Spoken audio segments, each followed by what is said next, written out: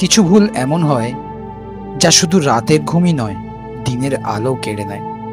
তুমি যতই হাসার চেষ্টা করো, মনে হয় সবাই তোমার অতীত জানে, আর সেই একটাই ভুল তোমার নামের সাথে চিরকাল আটকে থাকবে।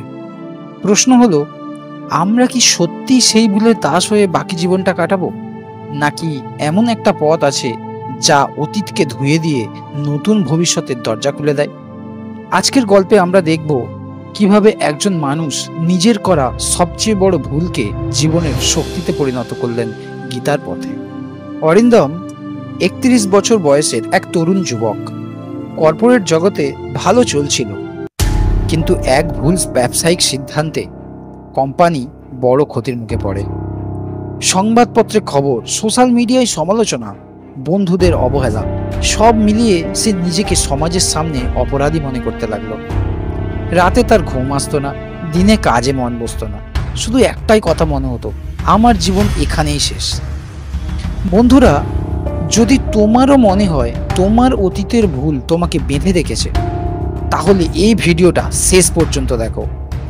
আর এখনই গীতা বার্তাকে সাবস্ক্রাইব করো, কারণ এখানে আমরা একসাথে শিখব কিভাবে গীতার আলো দিয়ে অন্ধকার থেকে বেরোতে হয়। একদিন ট্রেনে যাত্রাকালে অরিন্দম একটা খবরের কাগজ দেখছে। সেটা কুচকানো। সংবাদপত্রের শিরোনামে লেখা রয়েছে, ব্যবসায়িক ভুলে কোটি টাকার ক্ষতি।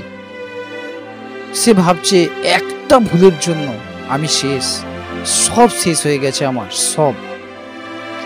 পাশে বসা বৃদ্ধ সন্ন্যাসী শান্ত দৃষ্টি নিয়ে তার দিকে তাকিয়ে আছেন। সন্ন্যাসী জিজ্ঞাসা করলেন, চিন্তায় গা ভাসিয়ে দিলে কি লাভ ছেলে? অরিন্দম চমকে তাকিয়ে বললেন, আপনি কিভাবে বুঝলেন আমি চিন্তায় আছি? সন্ন্যাসী বললেন, তোমার চোখে রাতের অন্ধকার লেগে আছে যে, কি হয়েছে? অরিন্দম তখন বলল, আমার করা ভুলের শাস্তি আমি পাচ্ছি, আমার জীবন শেষ। সন্ন্যাসী বললেন, তুমি কি জানো গীতায় ভগবান কি বলেন অতীতের পাপ আর ভুল নিয়ে? সন্ন্যাসী তখন শান্ত কণ্ঠে ভগবদ গীতার শ্লোক উচ্চারণ করতে লাগলেন। अपि चेदसि पापेभ्यो सर्वेभ्यो पापकृतं सर्वं ज्ञानप्लवेनैव वृजिनं सन्तरीष्वसि जदैध्वांसि संविद्यो अग्निभस्वसात् कुरुते अर्जुन ज्ञानाग्नि सर्वकर्माणि भस्वसात् कुरुते तथा। অরিন্দম অবাক হয়ে বললে, এর মানে কি?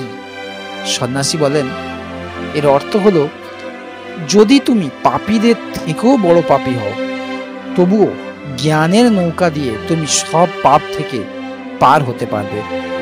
যেমন প্রজ্বলিত আগুন কাঠকে ছাই করে দেয়, তেমনি জ্ঞান রূপ তরণীতে আরোহণ করে তুমি দুঃখ সমুদ্র পার করতে পারবে। সন্ন্যাসী বলল, তুমি এবার ভালো করে বোঝো মানুষ কেন নিজের ভুলের জন্য পীড়িত হয়। আমরা যখন কোনো বড় ভুল করি, তখন স্বাভাবিকভাবেই মন আমাদের শাস্তি দিতে চায়। মনে হয় আমি খারাপ মানুষ, আমি ক্ষমার যোগ্য নই। এর ফলে দুটো বিপদ উৎপন্ন হয়। এক, অপরাধবোধ, যা গিল্টি, যেমন ভুল স্বীকার করলেও মন বারবার সেটার কাছেই ফিরে আসে। আর আত্ম অবমাননা, মানুষ ভাবে আমি ব্যর্থ, আমি তুচ্ছ, এতে নিজের ওপরে আস্থা হারিয়ে ফেলে। কিন্তু বাস্তব সত্য, ভুল করাটা মানুষের ধর্ম, কিন্তু ভুলকে নিজের পরিচয় বানিয়ে ফেলা সবচেয়ে বড় ভুল। তাহলে শুধুমাত্র পস্তানোটা সমাধান নয়, পশ্চাতাপ প্রয়োজন, কিন্তু সীমার মধ্যে। এটা যদি মানুষকে বদলাতে প্রেরণা দেয়, ভালো। কিন্তু যখন অপরাধবোধ এত বড় হয়ে যায়, তখন মানুষ নিজেই শক্তি হারিয়ে ফেলে। তখন সেটা আর অনুতাপ থাকে না, তখন সেটি হয়ে যায় মানসিক শৃঙ্খল। গীতা বলছে, শুধু বারবার নিজের ভুল মনে করে দুঃখ করলে মুক্তি হয় না। ভুলের উৎস বুঝতে হবে এবং সঠিক জ্ঞানের আলোতে সেই অন্ধকার পুড়িয়ে দিতে হবে। তাহলে আমরা সমাধান কিভাবে পাব? ভগবান বলছেন যে, अपि चेदसि पापेभ्यो ज्ञान प्लवेनैव वृजिनं सन्तरीष्वसि সঠিক জ্ঞান হলে অতীতের পাপ থেকে মানুষ মুক্তি পায়। আর যতই ধ্বংসী সমৃদ্ধ অগ্নিভস্য সাত কুরুতে। আত্মজ্ঞান হলো এমন আগুন যা পুরনো দোষ, পাপ, অপরাধবোধ সবকিছুকে ধ্বংস করে দেয়। তাহলে এই শ্লোকের মূল শিক্ষা, ভুল করা মানে আমি খারাপ, এটা মিথ্যা। ভুল বুঝে পরিবর্তন আনা মানে আমি শিখছি, এটাই সত্য। আত্মজ্ঞান মানে আমি দেহ নয়, মন নয়, আমি আত্মা, মানুষকে অতীতে দাসত্ব থেকে মুক্ত করে। এটা আমরা জীবনে প্রয়োগ করব কিভাবে? ভুল স্বীকার করো, কিন্তু নিজেকে গলা ধাক্কা দিও না। কেন ভুল হলো সেটা বোঝো। কোনো দোষ বা দুর্বলতা কোথা থেকে আসছে সেটা খোঁজো। গীতা বা আধ্যাত্মিক জ্ঞান গ্রহণ করো। এটা শুধু মনকে সান্ত্বনা দেয় না, মন, দেহ, আত্মার আসল সম্পর্ক শেখায়। ভক্তি বা ঈশ্বর স্মরণে যুক্ত হও, এতে শক্তি আসে, নতুন দিশা আসে। অতীতকে পরিচয় নয়, শিক্ষা হিসাবে নাও।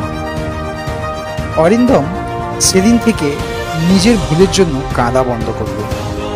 সে সেই ভুলের কারণগুলো লিখে রাখলো, প্রতিটি থেকে শিক্ষা নিল, আর অন্যদের ব্যবসায়িক সিদ্ধান্তে সাহায্য করা শুরু করলো। আজ সে এমন একজন পরামর্শদাতা যাকে ডেকে মানুষ বিপদ থেকে উদ্ধার পায়। এক সেমিনারে এক তরুণ উদ্যোক্তা এসে তাকে জিজ্ঞাসা করল, স্যার, আমি একটা ভুল করে সব হারিয়েছি, এখন কি কিছু করা সম্ভব? অরিন্দম হেসে বলল, যখন কাঠ আগুনে পুড়ে ছাই হয়ে যায়, তখন সেই ছাইকে দিয়ে নতুন বৃক্ষ জন্মানো সম্ভব করা হয়। তুমিও পারবে, আমিও পেরেছি। বন্ধুরা, ভুল জীবনের শেষ নয়। গীতা বলে ভুল থেকেই নতুন জীবনের শুরু হতে পারে। এই ভিডিওর নিচে প্লেলিস্ট জীবনের পথ আছে, সেখানে একের পর এক গল্প তোমাকে শক্তি দেবে। আমাদের হোয়াটসঅ্যাপ চ্যানেল গীতা বার্তাতে যোগ দাও প্রতিদিনের গীতা প্রেরণার জন্য। আর অবশ্যই ইউটিউবে গীতা বার্তাকে সাবস্ক্রাইব করে রাখো, কারণ আগামী গল্প হয়তো তোমার জীবনটাই বদলে দেবে। রাধে রাধে, জয় শ্রীকৃষ্ণ।